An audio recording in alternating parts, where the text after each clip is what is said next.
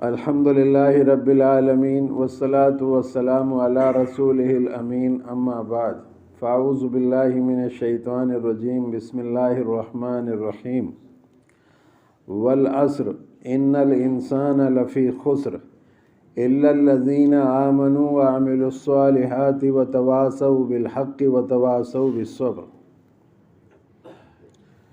میرے بھائیو دوستو، اللہ کا بڑا فضل ہوا کہ اللہ رب العزت نے ہمیں یہاں جمع ہونے کی توفیق نصیب فرمائی، اور اللہ نے ہمیں انسان بنایا اور پھر ایمان بھی عطا فرمایا اور محمد صلی اللہ علیہ وسلم کی امت میں پیدا فرمایا۔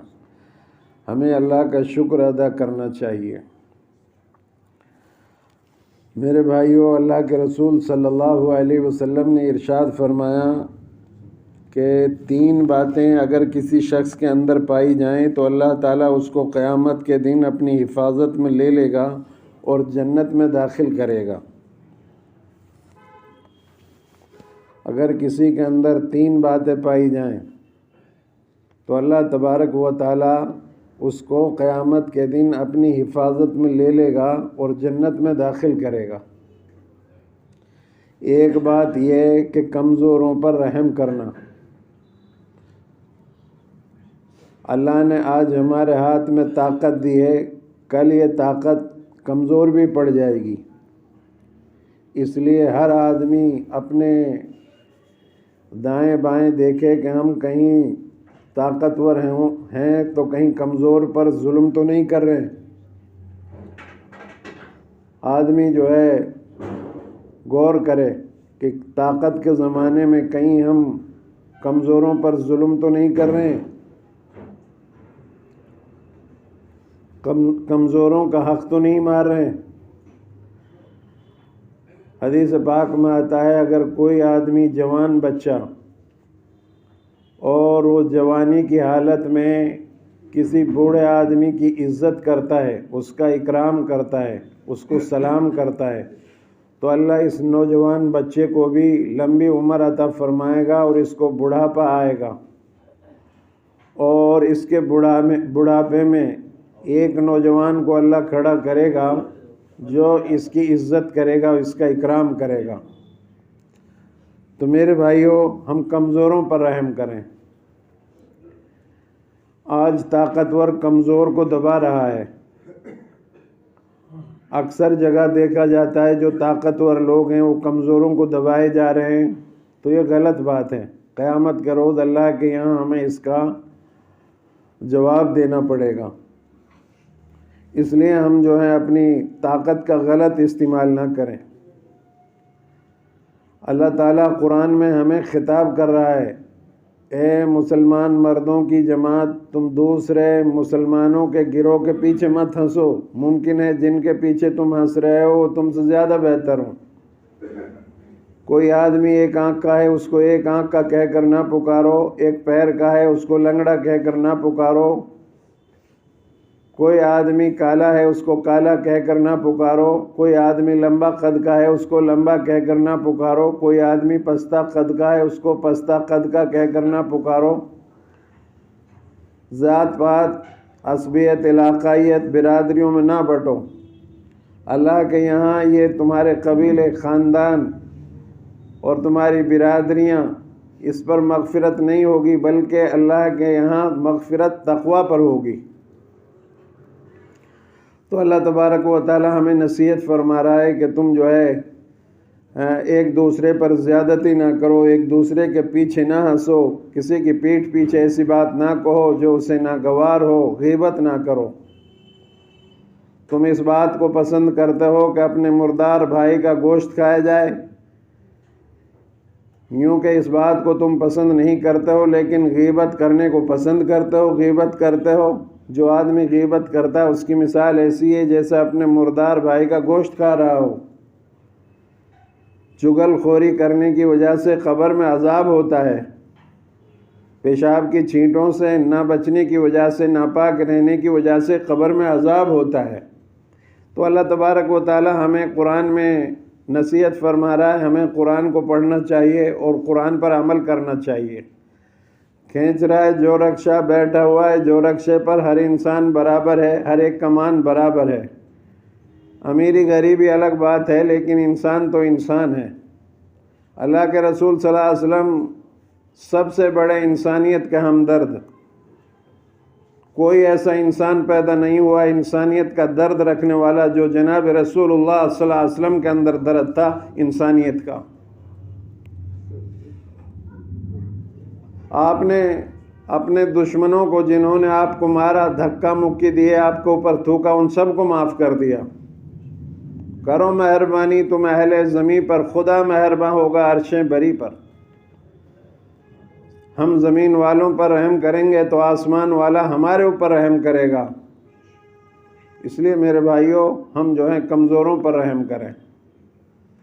کتنے لوگوں کو دیکھا وہ اپنی طاقت کے زمانے میں لوگوں کو مارتے پیٹتے تھے، ظلم کرتے تھے، ان کا بڑھاپا دیکھا ہم نے، پریشان تھے وہ بڑھاپے میں، اور لوگ یہ کہا کرتے تھے کہ جو انہوں نے جوانی میں کیا اس کی سزا بھگت رہے ہیں۔ اللہ دنیا میں بھی سزا دیتا ہے اور آخرت میں بھی دے گا۔ اس لیے کمزور کو نہ دبایا جائے، کمزوروں کی مدد کی جائے، جو ضرورت ہو ان کو ضرورت کو پورا کیا جائے، اگر ہم پورا کر سکتے ہیں تو۔ ایک صفت تو اپنے اندر یہ پیدا کریں۔ دوسری، اپنے ماں باپ کے ساتھ شفقت اور محبت سے پیش آئیں۔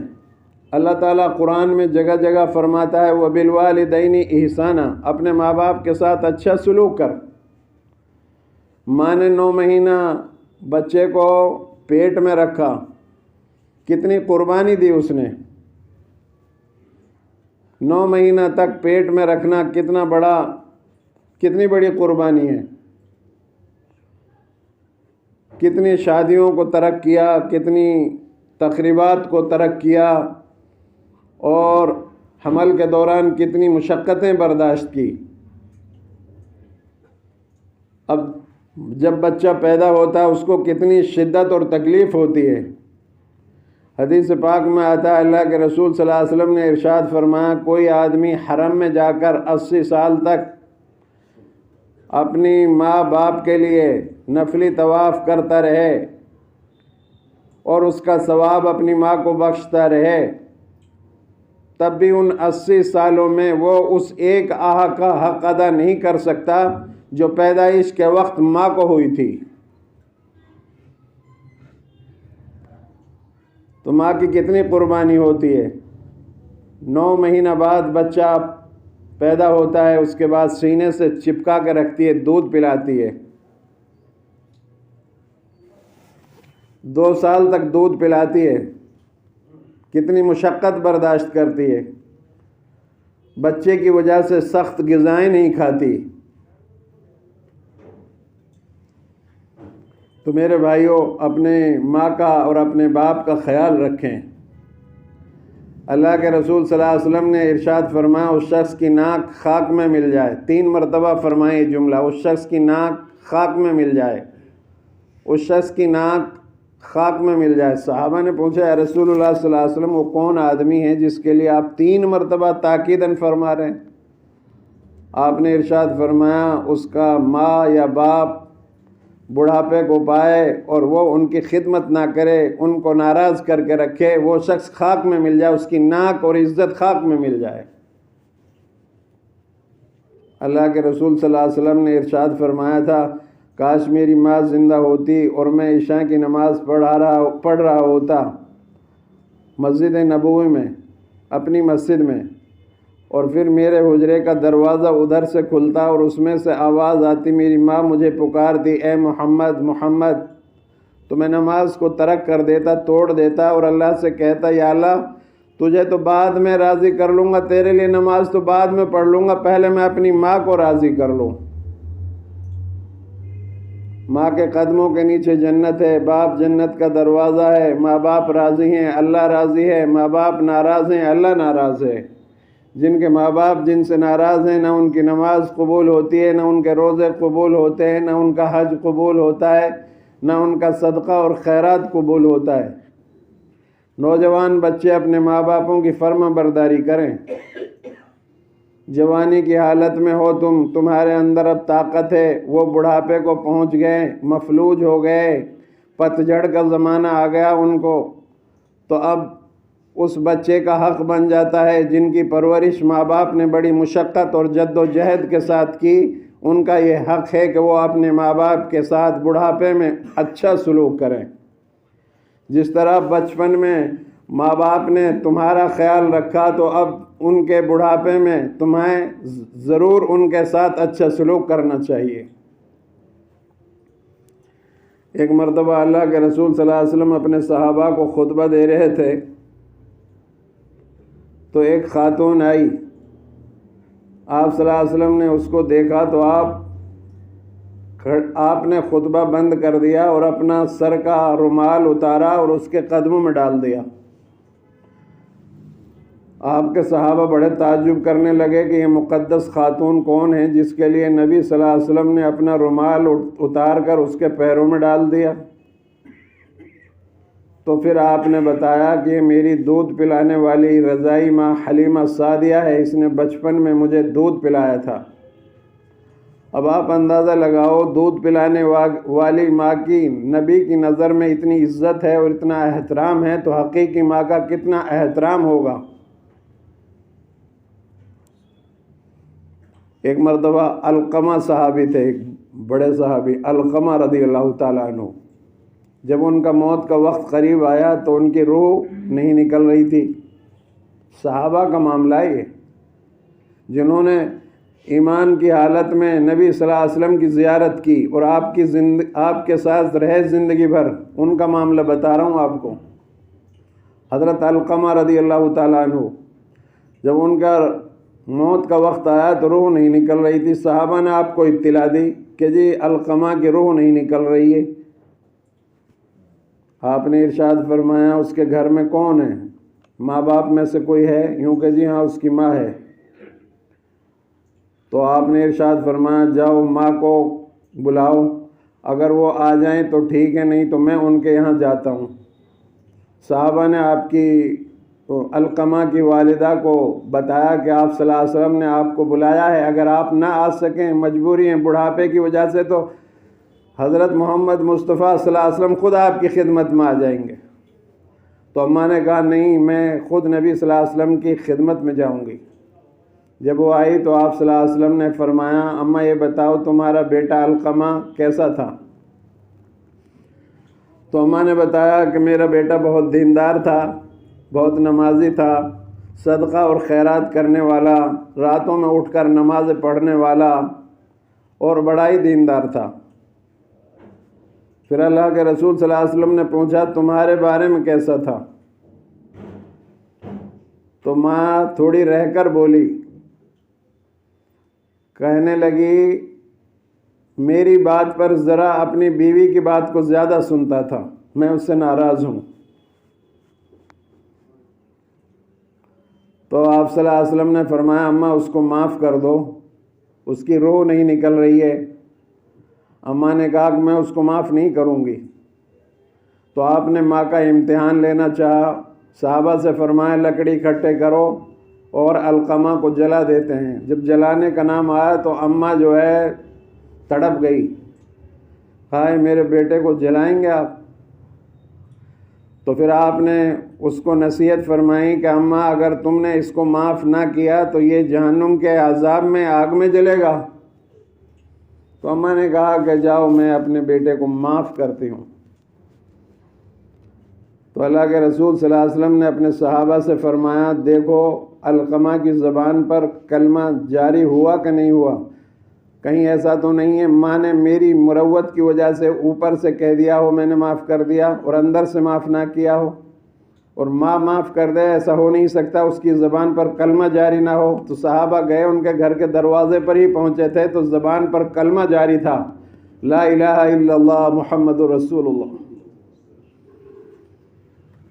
تو میرے بھائیو یہ صحابہ کے لیے ہے، جو صحابہ اللہ کے رسول صلی اللہ علیہ وسلم کی خدمت میں رہے، زندگی بھر جہاد میں رہے، دین پر چلے، اپنی خواہشات کو دین کے مطابق کر دیا، تھوڑی سی بات پر پکڑ ہو گئی کہ بیوی کی بات کو زیادہ سنتا تھا، ماں کی بات کو کم سنتا تھا، تو میں عرض کر رہا ہوں، ہم نوجوان بچے، اب چاہیے ہم نوجوان بچوں کو کہ وہ اپنے ماں باپ کی عزت کریں۔ اگر ماں باپ گھر میں موجود ہیں تو آج ان کی عزت کر لیں، وہ چلے جائیں گے تو ان کی رحمت، ان کی شفقت، ان کا سایہ مستقل ہمارے سروں سے اٹھ جائے گا، پھر ہم پچھتائیں گے، لیکن پھر بات بن نہیں پائے گی۔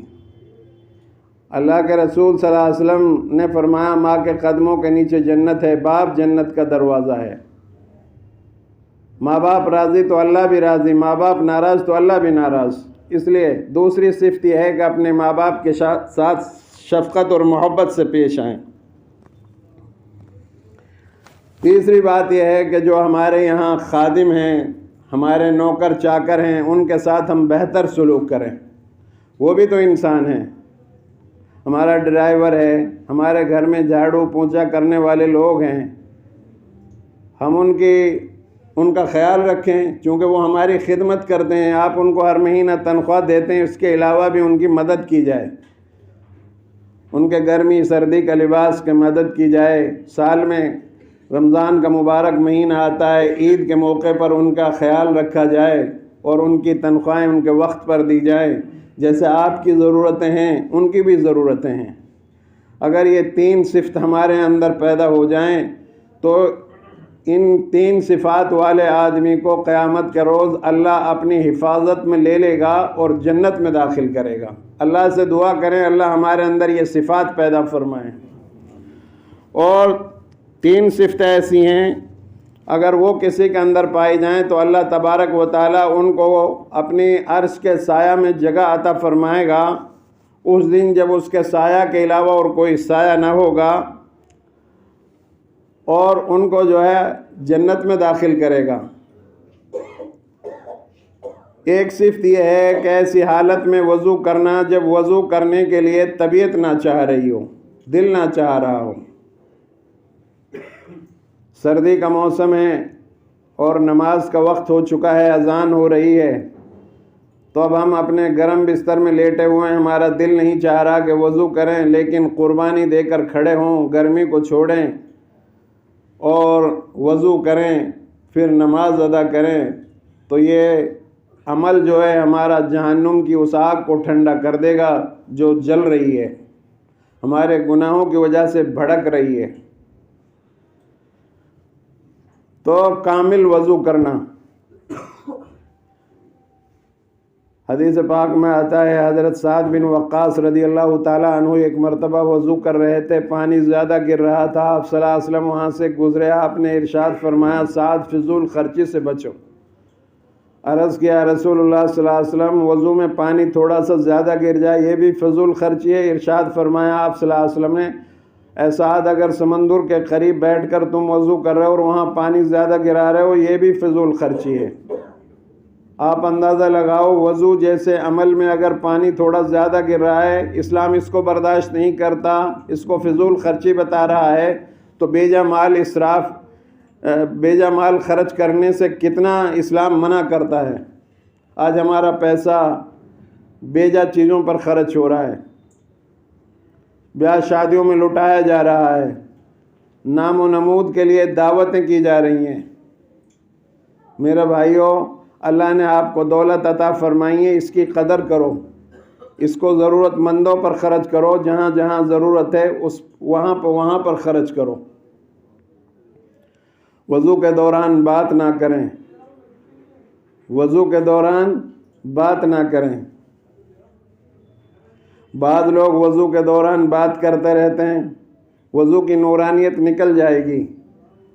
وضو کے دوران ذکر کرتے رہیں، سبحان اللہ، الحمدللہ، واللہ اکبر پڑھیں، اور کوہنیوں سمیت ہاتھوں کو دھوئیں، کہیں کوئی جگہ خشک نہ رہ جائے۔ اگر وضو کے اعضاء بھیگے نہیں، کہیں سے بال کے برابر بھی جگہ خشک رہ گئی تو ہمارا وضو نہیں ہوگا، وضو نہیں تو پھر نماز بھی نہیں ہوگی۔ اس لیے وضو کو اچھی طرح سے کریں۔ وضو کی وجہ سے جب ہم باوضو رہیں گے تو قیامت کے روز نبی صلی اللہ علیہ وسلم ہمیں پہچانیں گے۔ نبی صلی اللہ علیہ وسلم اپنی امت کو وضو کی برکت سے پہچانیں گے۔ جو لوگ دنیا میں باوضو رہتے ہیں، آپ صلی اللہ علیہ وسلم ان کو قیامت کے دن پہچانیں گے۔ اب آپ یہ کہہ رہے ہوں گے دل کے اندر، کیا پہلی امتیں وضو نہیں کرتی تھی؟ وہ وضو کرتے تھے، پہلی امتیں بھی وضو کرتی تھی، لیکن اللہ تبارک و تعالیٰ نے وہ فضیلت ان کو عطا نہیں فرمائی تھی جو آپ کی وضو پر آپ کو فضیلت اللہ نے عطا فرمائی۔ تو وضو کامل طریقے سے وضو کریں اور وضو کے دوران بات چیت نہ کریں۔ اگر ہمارا وضو صحیح نہیں ہوگا تو ہماری نماز بھی نہیں ہوگی، اور نماز نہیں ہوگی تو دعا ہماری کیسے قبول ہوگی؟ اور وضو اگر ہم باوضو رہنے کے عادی ہیں تو قیامت کے روز نبی صلی اللہ علیہ وسلم ہم کو پہچانیں گے، اور جہاں ہمارا پانی گرتا ہے وضو کے دوران اعضاؤں کو ہم دھوتے ہیں، ان کے ذریعے سے ہمارے گناہ جھڑتے ہیں۔ تو وضو کو کامل کرنے کی کوشش کریں، اور ایسے وقت میں وضو کریں جب وضو کرنے کی طبیعت نہ کر رہی ہو، ساری بستی سو رہی ہو، 2:30-3 بج رہا ہو اور ساری بستی سو رہی ہو، اب ہم وضو کر کے چپکے سے اللہ کے سامنے 2 یا 4 رکعت نماز پڑھ کر اپنی ضرورتوں کو اللہ کے سامنے رکھیں اور اللہ سے مانگیں۔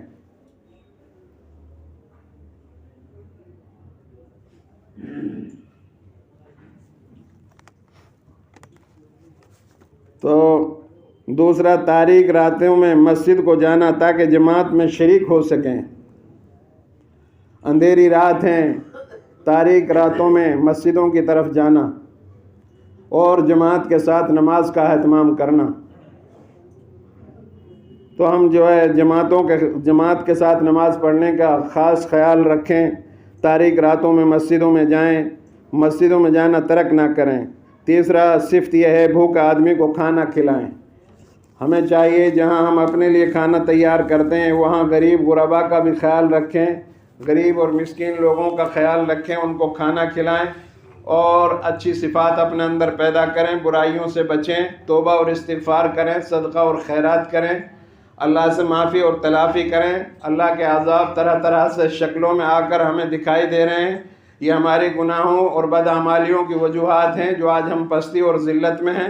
ہمیں چاہیے کہ ہم تمام برائیوں سے بچیں اور بھلائی کے کاموں میں آگے بڑھ چڑھ کر حصہ لیں، اور نوجوان بچے بڑوں کا اکرام کریں، چھوٹوں پر رحم کریں، اپنے ماں باپ کی فرما برداری کریں، تمام برائیوں غلط عادتوں کو ترک کریں، نیک بن کر کہنی دنیا میں زندگی بسر کریں۔ اللہ کے رسول نے فرمایا کہ میں بھی اللہ کا محبوب ہوں، جو جوانی میں عبادت کریں وہ بھی اللہ کے محبوب ہیں۔